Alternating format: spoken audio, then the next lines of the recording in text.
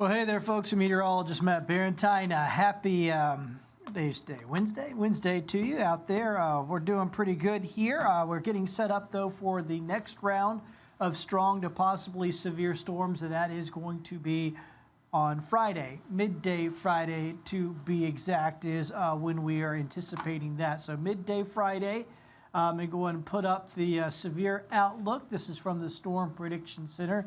As you've probably seen with these things a number of times, there's 5 levels 1 through 5. Level 1 marginal, we get a lot of. Those happen quite frequently. Level 2, slight risk, we get those fairly often as well. Level 3, which was the last one that we had that came through during the overnight hours, are a little more, a little more unique. We don't get them as often. And you can see there is a level 3, kind of a broad area that's in that level 3. And the reason why the area is so broad for these severe levels here, like you see the level 2, slight risk in the yellow, goes all the way from parts of Louisiana all the way up to Virginia, because this is going to be a fast-moving system on Friday, a very fast-moving system. And that's good in the sense that it'll get in and out of here real quick. There's only a small sliver of our viewing area, Conecuh County, parts of Monroe County, that are actually in the level 3. So most of us are in this level 2 slight risk zone. So we anticipate some severe weather, possibly, but not widespread severe levels. So the difference between these level 1 and level 2, then you get to level 3. Level 1, you don't get a whole lot of severe weather. It's isolated. Level 2, you get a few possible severe storms. Once you get to level 3, that's when you get to start getting into the more numerous severe storms. So we're looking at level 2 for most of our area. Now, obviously, we're 3 days out from this. This could change. They could update it and upgrade it depending on what the conditions look like. All right, so what's the setup here for Friday? Well, we've got an area of low pressure. This is 6 a.m. Friday morning, area of low pressure out here in the Arklatex region. And here we are south of the warm front. Here's the critical thing with this. So as we go through the morning, the warm front's going to move through. That's important because behind the warm front is, guess what? Warm, humid air. We call it the warm sector of these systems, warm sector. And that's where you get severe weather because that's where you have the instability, all right? The cold front is right over here around New Orleans. That's right at noon on Friday. So that's when we're going to be stepping into the possibility of severe weather. Here's the front over around New Orleans, the cold front. And that's important because this is the warm sector. That's the cold sector. Once you're in the cold sector, no more severe weather. And watch how quickly this happens. I'll hit the next button. We'll go to 3 o'clock. Already the cold front's moving through. So noon to 3. I mean, we're talking about just a few hours of possibility. Not like this last system where we had severe weather possibilities like all night, overnight. But this one, this will come in, it'll come roaring in quickly. It'll move out very quickly as well. So that's good news in the sense that the window of severe weather is going to be very short. Now, it doesn't mean we won't get severe weather. We still have a pretty decent risk of seeing some things, some stronger storms, but at least it will get in and out of here really quick. I'll show you a more detailed model. This is more of a long-range model. I have a medium-range model I'll show you in a minute that's got a little bit more detail. But this gives you the overview. By 6 in the evening, if you got Friday night plans, don't worry about this at all. Yeah, the timing could change a little bit, but not that much. So by Friday evening after work, this is going to be long gone, and you can get out and go to dinner, do that sort of thing. Won't be a problem. So this happens right in the middle of the day. I think it'll be pretty much done before the kids get out of school, so we should be okay in that sense as well. Should be in and out pretty quickly. Chilly air comes in behind it for the weekend. All right, so what are the threats? Now, obviously, you're going to have lightning. The wind, yeah, we're going to have some strong gusty winds in some of these thunderstorms, probably up to around 60-mile-per-hour wind gusts. The hail's not going to be a big issue. Flooding, not going to be an issue either because this one's moving very fast. Even if it dumps 2 inches of rain, I mean, it's not going to have much time to do much more than that. Probably about an inch to inch and a half of rain is probably what we're going to see out of this. Tornado threat, I mean, it's not up here, but it's not down there either. So we are going to have to watch out for a tornado threat here with this system, but they won't be widespread but there will be the possibility of some out there for us. Let me go ahead and, yeah, it's nice out there this afternoon. Be a little chilly tomorrow, but not too bad. Tomorrow looks good. Let me get up the medium range model so you get a little more detail here. All right, so here's Friday morning going into, so Friday morning at 6 a.m. Just a few showers around. None of that would be severe. The warm front hasn't lifted north yet. Now as we get to 9 a.m., the warm front's probably right about on the coastline at this point. So probably still not looking at severe weather, but we might get a few rumbles of thunder now. Now as we head towards lunchtime, here we go. Warm front's passed north, so now we're in the warm sector. The line where the cold front is at is back over around New Orleans, so any of these storms could end up being severe. But once again, this will only last a few hours. Here we are by 2 o'clock, main line moving through Mobile. Still some thunderstorms out ahead of it in the Panhandle. And then let's go to 4 o'clock. Mobile, Baldwin County, we're done, okay? So it starts at around 11 a.m. or so.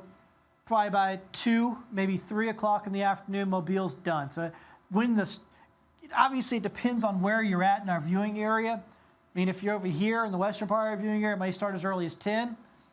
If you're in the eastern part of our viewing area, it may be about noon until it starts. But once it starts, wherever you're at, it's got about 3 hours. From start to finish, we're done, okay?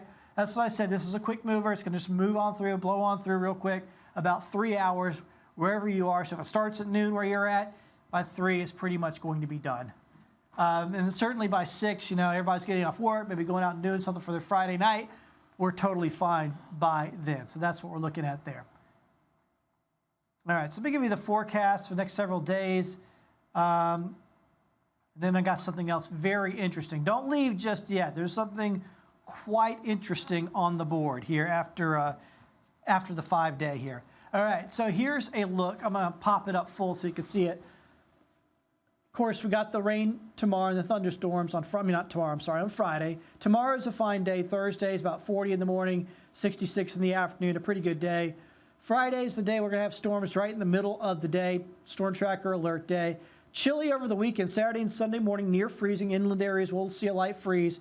The afternoons, Saturday a little cool, Sunday pretty nice, getting into the 60s.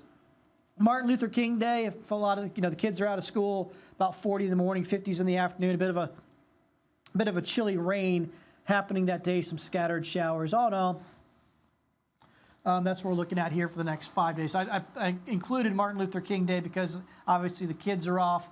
So it's going to be a long weekend for most of our families and the kiddos out there with Dr. Martin Luther King Day there on Monday. Here's where things get interesting. So again, this will be, I'm starting at Monday night. This is 6 o'clock on Monday. We're in the 50s, but you can see some chillier air up here.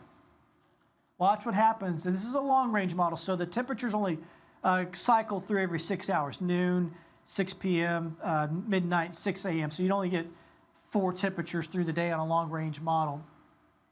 There we go. All right, well, we got something different up there. So anyway, we're looking at, I'm saying because earlier it had us down the teens. Now I'm running the model runs again, and it's now milder. So anyway, we'll find out because this is the European model. The American model is running us into the low 20s. All right, so here's the fun of forecasting, because I'll show you this here. I can show you this real quick where sometimes things get a little wacky from one run to the other. This is when things get a little bit hard to decipher. Maybe it's making us a little chillier on on Wednesday morning. So a lot happening here. Let me get this up here though for you so you see this. All right, so let's see, latest run, go with that one. Let's see, there we go. All right, well, I guess we'll have to wait and see then. Now the modelers are not saying we're going to have an Arctic outbreak on Tuesday. All right, so I've got some more searching around to do to see what these models are saying. So the models are bringing us down in the low 20s on Tuesday morning. and then this model decided that, nah, it's going to go completely the other way. All right, well, that's the fun of trying to forecast these things. I'm thinking that this one's just changed the timing of it to Wednesday morning, so we'll have to kind of check into that. In the immediate future, though, as I ponder that and try to figure out what's going to happen for us in the middle of next week, once again, I just want you to be aware that tomorrow, or I keep saying tomorrow, this is Friday, going to be Friday when we see our next round of possible severe weather. So this will be sliding on through there right around noon on Friday. Severe weather possibilities continues on through 2 o'clock in the afternoon. And then as we get to the later part of the afternoon, it's gone. So it's all going to be right smack dab in the middle of the day on Friday. It's maybe as early as 10, maybe as late as 3 or 4. That's going to be the window. Wherever you're at, like I said, the window is actually going to be about 3 hours.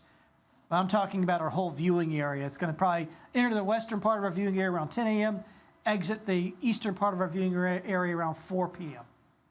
But wherever you are, it's going to last about 3 hours on Friday, right in the middle of the day.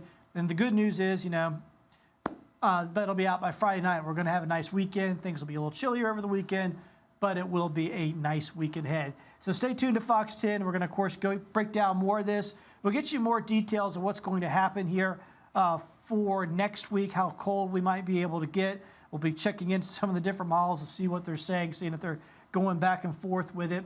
Just be aware that it is a possibility next week that we could see some pretty chilly air moving on in. So we'll have all that for you. We'll have the updates on all the long-range forecast. Thank you so much for joining me here on our Fox 10 digital channel.